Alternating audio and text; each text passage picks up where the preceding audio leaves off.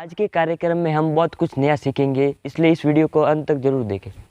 इस देश पर हर एक व्यक्ति का समान हिस्सा है। 1/135 करोड़ हिंदुस्तान मैं हूँ, 1/135 करोड़ हिंदुस्तान आप है। हम सभी अपने अपने हिस्से का अपने देश के लिए कुछ ना कुछ बेहतरीन काम करें। मैं प्रण लेता हूँ कि पानी की एक बूंद को भी आज से बर्बाद नहीं करूँगा। मैं ये प्रण लेता हूँ कि मैं किसी भी प्रकार का भ्रष्टाचार नहीं करूँगा। ये प्रण लेता हूँ कि जल और वायु प्रदूषण नहीं करूँगा। मैं आज से प्रण लेता हूँ कि मेरे देश के सबसे बड़े कानून, जिसे अपन संविधान कहते हैं, उनकी मान मर्यादा रखना और उसकी अपेक्षाओं की पूर्ति मेरे जीवन का सबसे बड़ा ध्येय होगी। मैं आज से प्रण लेता हूँ कि मेरे लिए देश की एकता और अखंडता से बढ़कर कुछ नहीं होगा। मैं आज से प्रण लेता हूँ कि मैं हर साल 5 पेड़ लगाऊंगा। मैं आज से प्रण लेता हूँ कि भोजन को बर्बाद नहीं करूँगा और जो बचा हुआ भोजन है उसे ज़रूरतमंद व्यक्ति को दूंगा। मैं आज से प्रण लेता हूँ कि मैं अपने आसपास के क्षेत्र को साफ सुथरा रखने का प्रयास करूँगा। पेड़ों को सूखने से बचाना होगा, पेड़ों को कटने से बचाना होगा। देश की विकास दर को है बढ़ाना तो भ्रष्टाचार को जड़ से होगा मिटाना। प्रदूषण की दानव की शक्ति बढ़ रही है, इसे हर हाल में हम सबको मिलकर मिटाना होगा। हम आज़ाद तब होंगे जब हम गरीबी से आज़ाद होंगे। हम आज़ाद तब होंगे जब हम अशिक्षा से आज़ाद होंगे। हम आज़ाद तब होंगे जब हम धर्म और राजनीति से ऊपर उठकर राष्ट्रहित की बात करेंगे। हम आज़ाद तब होंगे जब हमारे देश में महिलाएं सुरक्षित महसूस करेंगी। हम आज़ाद तब होंगे जब हम कुप्रथा से आज़ाद होंगे। हम आज़ाद तब होंगे जब हम कुकर्मों से आज़ाद होंगे। आज़ाद तब होंगे जब हम बेरोजगारी से आज़ाद होंगे। हम आज़ाद तब होंगे जब हम नशे से आज़ाद होंगे। हम आज़ाद तब होंगे जब हम भेद विभेद से आज़ाद होंगे। अब हम राजेश जी बिश्नोई से भारतीय संविधान की जो महत्वपूर्ण बातें हैं, जो एक आम नागरिक को जाननी चाहिए, वो हम जानेंगे। सर्वप्रथम सभी साथियों को गणतंत्र दिवस के सुअवसर पर आप सभी को हार्दिक बधाई और उज्जवल भविष्य की शुभकामनाएं प्रेषित करता हूं। साथियों, आज देश के सबसे बड़े पर्वोत्सव गणतंत्र दिवस पर कुछ महत्वपूर्ण जानकारियां और मुद्दे लेकर आपके समक्ष उपस्थित हुआ हूं, जो आप ही के जीवन में बहुत अहम किरदार निभाएगी।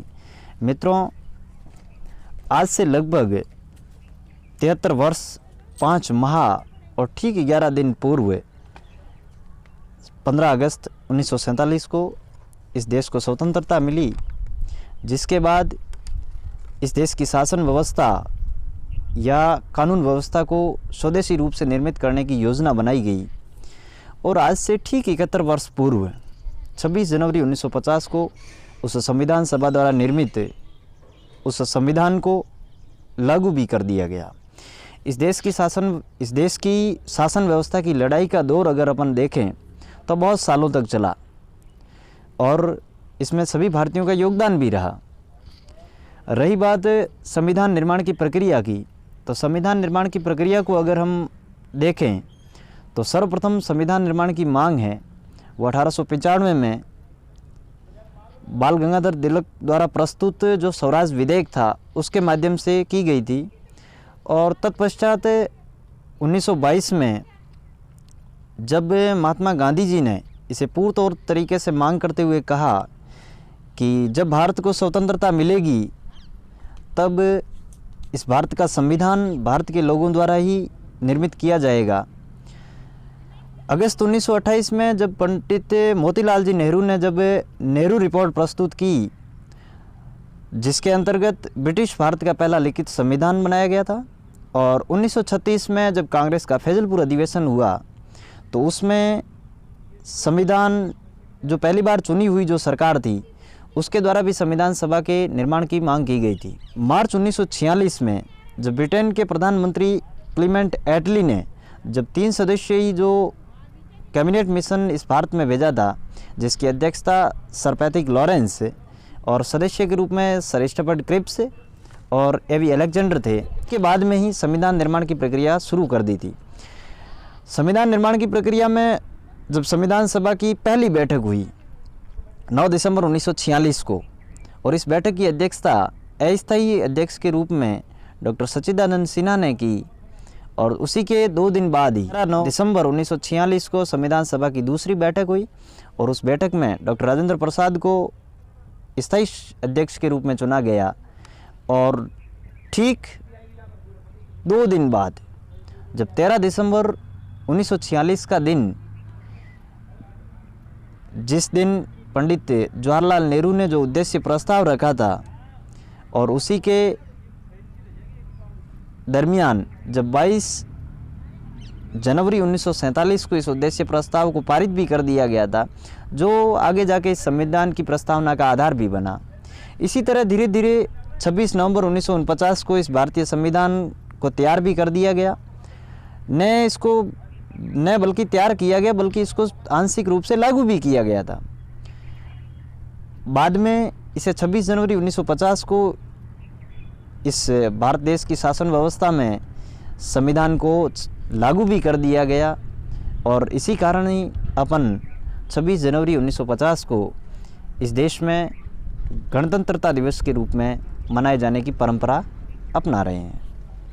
26 जनवरी को 1950 को ही मनाने का कारण क्या है? इसके पीछे एक उद्देश्य है कि जब 26 नवंबर 1949 को जब संविधान बनकर तैयार हो गया था, लेकिन कुछ वरिष्ठ सदस्यों ने कहा था कि भाई आखिर में 26 जनवरी वाली तारीख का क्या किया जाए, क्योंकि जब 1929 में जो लाहौर का अधिवेशन हुआ था और उस अधिवेशन में सदस्यों ने ये निर्णय लिया था कि भाई 26 जनवरी, आने वाली 26 जनवरी 1930 को भारत का पहला स्वतंत्रता दिवस मनाया जाए, और इसीलिए ही 26 जनवरी 1930 को भारत का प्रथम स्वतंत्रता दिवस मनाया गया।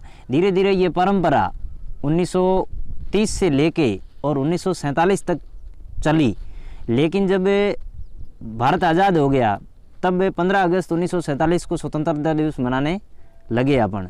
लेकिन जब संविधान सभा द्वारा संविधान 26 नवंबर 1949 को तैयार कर दिया गया, तो कुछ सदस्यों ने कहा कि भाई इसकी तारीख अपन वो 26 जनवरी वाले महत्व को देखे कि भाई आने वाली पीढ़ियाँ इसके बारे में क्या सोचेगी कि भाई ऐसा भी एक दिन अपने लिए बहुत इम्पोर्टेंट था।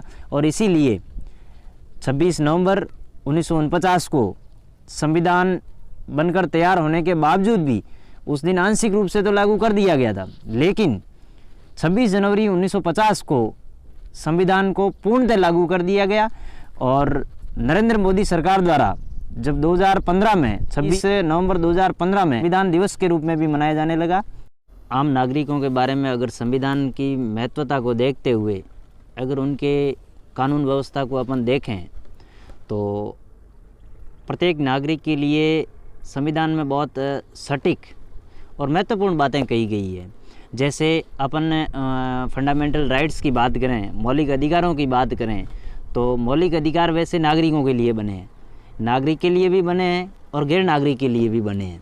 लेकिन अगर इसमें भी अपन बात करें तो अनुच्छेद 14 में ये लिखा हुआ है कि भाई विधि के समक्ष समानता, इक्वलिटी फॉर लॉ, विधि के समक्ष समानता, विधि सबके लिए समान है और विधि के आधार पर प्रत्येक नागरिक के साथ भेदभाव नहीं किया जाएगा। और इसमें नागरिकों के अधिकार के बारे में बात करें कि भाई सिविल राइट्स में क्या क्या प्रावधान किए गए हैं, तो नागरिकों के अधिकार में भी कुछ महत्वपूर्ण प्रावधान किए गए हैं। जैसे समानता का अधिकार है, स्वतंत्रता का अधिकार है, रोजगार का अधिकार है, शिक्षा के लिए भी अधिकार दिया गया है, जीवन जीने का अधिकार दिया गया है, परिवार का अधिकार दिया गया है, न्याय का अधिकार दिया गया है, शोषण के विरुद्ध अधिकार और व्यक्तिगत सम्मान की रक्षा का अधिकार, मनोरंजन का अधिकार और कार्य करने का अधिकार, राइट टू वर्क, ये कुछ नागरिक अधिकार दिए गए हैं। और इसमें मौलिक अधिकारों की भी बात कही गई है। और मौलिक अधिकार वे अधिकार हैं जो व्यक्ति के हर पहलू और सर्वांगीण विकास में भी बहुत सहायक है।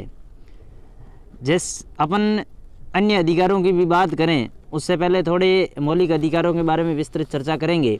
जैसे मूल रूप से संविधान में 7 मूल अधिकार प्रदान किए गए हैं और समता का अधिकार पहला अधिकार है, जिसमें अनुच्छेद 14 से लेकर अनुच्छेद 18 तक वर्णन किया गया है। अनुच्छेद 14 विधि के समक्ष समानता की बात करता है। अनुच्छेद 15 धर्म, मूल, जाति, वंश और लिंग, जन्म स्थान के आधार पर विभेद का प्रतिषेध करता है। अनुच्छेद 16 में लोक नियोजन के विषय में अवसर की समानता की बात करता है। और अनुच्छेद 17 जो अस्पृश्यता का अंत, छुआछूत, जो छुआछूत की प्रक्रिया अपने भारत में ये जो आज पनप रही है, इसके बारे में भी अनुच्छेद 17 में कहा गया है। अनुच्छेद 18 में उपाधियों का अंत कहा गया है। अनुच्छेद 20 अपराधों के लिए जो दोष सिद्धि के संबंध में संरक्षण है। और ये जो स्वतंत्रता का अधिकार है, अनुच्छेद 19 से लेकर अनुच्छेद 22 तक, इसमें बहुत विस्तृत ढंग से चर्चा की गई है। जैसे शोषण के विरुद्ध अधिकार अनुच्छेद 23 से 24 तक है। धर्म की स्वतंत्रता का अधिकार है, अनुच्छेद 25 से 28 तक है। संस्कृति और शिक्षा संबंधी जो अधिकार है, अनुच्छेद 29 और अनुच्छेद 30, जिसमें ये उल्लेख किया गया है कि धर्म, संस्कृति और शिक्षा के संबंध में प्रत्येक नागरिक का क्या कर्तव्य है, प्रत्येक संस्था का क्या कर्तव्य है, प्रत्येक सरकारों का उस जाति के संस्था के बारे में क्या कर्तव्य है, सभी के बारे में विस्तृत चर्चा की गई है।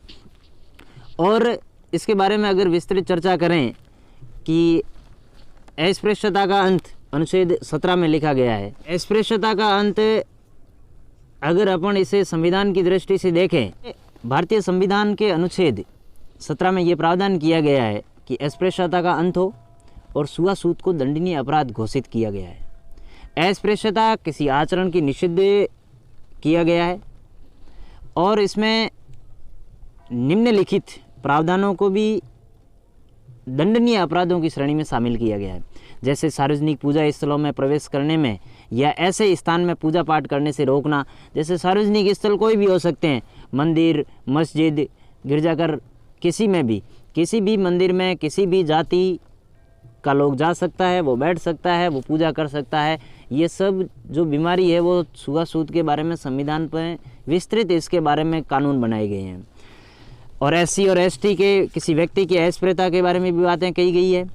स्वतंत्रता के अधिकार जैसे राइट टू लिबर्टी अनुच्छेद 19 से 22 तक, जो मैंने पहले कहा था कि भाई इसमें प्रावधान किया गया है। तो भारतीय संविधान में वाक और अभिव्यक्ति की स्वतंत्रता है, शांतिपूर्ण और निरायुद्ध सम्मेलन की स्वतंत्रता है, और संघ बनाने की स्वतंत्रता है, और वृत्ति, आजीविका, व्यापार। देखिए अनुच्छेद जो 21 क में जो शिक्षा संबंधी जो बातें कही गई हैं, अनुच्छेद 21 क में ये प्रावधान किया गया है कि 6 से 14 वर्ष तक के सभी बच्चों को निःशुल्क और अनिवार्य शिक्षा का प्रावधान किया गया है। और ये बहुत ही अहम मुद्दा था। जब 86वां संविधान संशोधन सन 2002 में किया गया तब इसमें ये प्रावधान जोड़ा गया।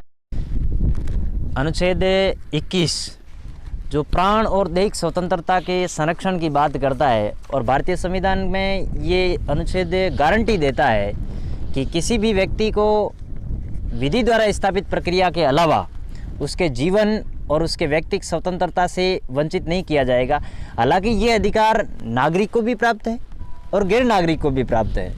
और इसी के अंतर्गत 86वां संविधान संशोधन सन 2002 में ये प्रावधान किया गया, और ये संविधान संशोधन से ये जोड़ा भी गया कि अनुच्छेद 21 क नामक जो नया अनुच्छेद है इसे जोड़ा गया, और इसमें ये बाकायदा उल्लेखित किया गया कि आयु 6 से 14 वर्ष तक के सभी आयु के सभी बच्चों को निःशुल्क और अनिवार्य शिक्षा देने का प्रावधान किया गया। और सेम यही बातें जो मौलिक कर्तव्य में भी जोड़ी गई, 11वें मौलिक कर्तव्य के रूप में भी ये बातें जोड़ी गई, वो भी 86वें संविधान संशोधन दौर था। क्योंकि शिक्षा के बारे में जो महत्वपूर्ण मुद्दे थे वो हालांकि बहुत सटीक तरीके से बैठते हैं, और मुझे लगता है कि भारत का संविधान वाकई विश्व का सबसे बड़ा लिखित और बहुत सुंदरतम तरीके से संविधान लिखा गया है। और इसे चैलेंज करना मेरे ख्याल से और इसके बारे में टीका टिप्पणी करनी, मुझे नहीं लगता कि ये आम भारतीय नागरिकों के लिए शोभा प्रकट करता है। मैं राजेश विश्नोई और मेरे सहयोगी जो कैमरामैन हैं दिनेश राजपुरोहित, मैं इन्हीं शब्दों के साथ मेरी वाणी को यहाँ विराम देता हूँ। धन्यवाद।